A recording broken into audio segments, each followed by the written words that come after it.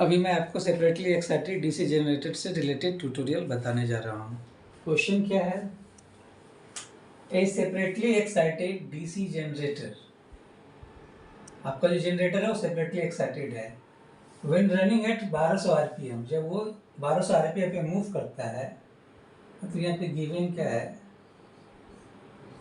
N1 जो है आपका 1200 आरपीएम, मतलब जब वो 1200 आरपीएम की स्पीड से मूव करता है तो सप्लाई 200 एम्पियर, कितना करंट सप्लाई कर रहा है ये, मतलब आपका जो लोड करंट कितना सप्लाई हो गया, 200 ampere at 125 volt to a circuit of constant resistance, मतलब जो लोड वोल्टेज कितना हो गया 125 वोल्ट। किसको सप्लाई, किसको प्रोवाइड कर रहा है, रेजिस्टेंस का, जिसका वैल्यू क्या है, कांस्टेंट है। नहीं, अब आपसे पूछ रहा है कि what will be the generated voltage when the speed is drop to 1000 RPM. आपसे पूछ रहा है कि जनरेटेड वोल्टेज क्या होगा, मतलब Eg2 क्या होगा जब स्पीड क्या हो गया, घट के 1000 आरपीएम हो गया, तो N2 कितना हो गया 1000 RPM and the field current is reduce to 80%, है ना। और फील्ड करंट क्या हो गया, मतलब फील्ड करंट को हम IF2 से लिखते हैं, जो क्या हो गया वो 80% ऑफ किसका, पहले वाले फील्ड करंट का, IF1। क्लियर? तो यही है कि जब स्पीड को घटा के क्या किया है 1000 आरपीएम, और जो फील्ड करंट है उसको क्या किया गया, पहले वाला जो फील्ड करंट है उससे 80% कर दिया गया है। अगर मान लो कि पहले का फील्ड करंट 100 है, तो अब क्या हो गया फील्ड करंट 80 एम्पियर, है ना। आर्मेचर रेजिस्टेंस दे दिया 0.04 ओम, मतलब RA is equal to 0.04 ohm and the total drop at brushes, total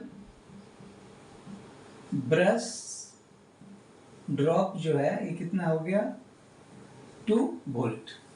ignore saturation and armature reaction, है ना। तो हमें आर्मेचर रिएक्शन को नेग्लेक्ट मान के चलना है, मतलब लिख दिया, इग्नोर किया है। तो हम करते क्या है कि सेपरेटली एक्साइटेड में तो एक तो फील्ड साइड का इलेक्ट्रिकल सर्किट होगा और एक आर्मेचर साइड का, तो हम सिर्फ आर्मेचर सर्किट को ड्रॉ कर रहे हैं। तो ये आपका आर्मेचर का रेजिस्टेंस हो गया, ये जनरेटेड ईएमएफ, ये आपका एक लोड रेजिस्टेंस है RL, है ना, जिसका वैल्यू कांस्टेंट है। तो अभी क्या हो गया, इसमें जो करंट फ्लो IL, ये करंट क्या जा रहा है आर्मेचर करंट, और ये जो वोल्टेज है क्या है VL, लोड वोल्टेज है। ओके, तो इस केस के लिए Eg1 इजिकल टू क्या लिखेंगे आप, है ना। पहला केस का है जब मान लो कि स्पीड क्या था 1200 आरपीएम, तो यहाँ पे जो Eg इसको मैंने Eg1 लिख दिया, तो Eg1 इजिकल टू क्या लिखेंगे आप, VL प्लस IA RA, मतलब ये ड्रॉप प्लस ये ड्रॉप, तो BL कितना है 125, आर्मेचर करंट क्या हो गया, जो कि लोड करंट है, इस केस में क्या होगा कि आर्मेचर करंट और लोड करंट दोनों सेम होगा, तो आर्मेचर करंट कितना हो जाएगा 200, और आर्मेचर रेजिस्टेंस क्या है 0.04, मतलब ये कितना आ जाएगा 135 वोल्ट। क्लियर? मतलब जब स्पीड 1200 आरपीएम था और जब वो कितना लोड दे रहा था 200 एम्पियर का, और जिस समय लोड वोल्टेज 125 था, तो उस समय जो जनरेटेड वोल्टेज क्या होता है 135 वोल्ट है। अब क्या है नाउ, क्या क्या स्पीड को क्या क्या घटा दिया गया है और फील्ड करंट को भी घटा दिया गया है। तो अब ये बताओ कि जो ईजी जो होता है क्या होता है, phi ZN/60 इंटू P/A, है ना।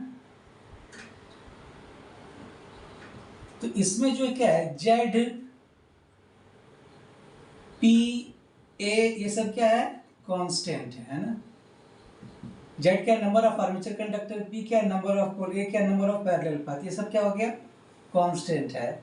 ओके, तो जो इजी है इज डायरेक्टली प्रोपोर्शनल टू क्या हो जाएगा phi और n, है ना। अब हम जानते हैं ये फील्ड फ्लक्स है, फील्ड फ्लक्स किस पे डिपेंड करता है, फील्ड करंट पे, IF पे।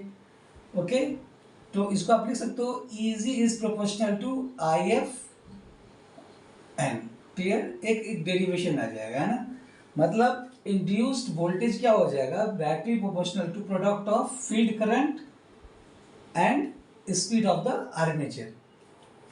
तो अब क्या लिखेंगे इसको इस तरह, EZ2 by EZ1 is equal to IF2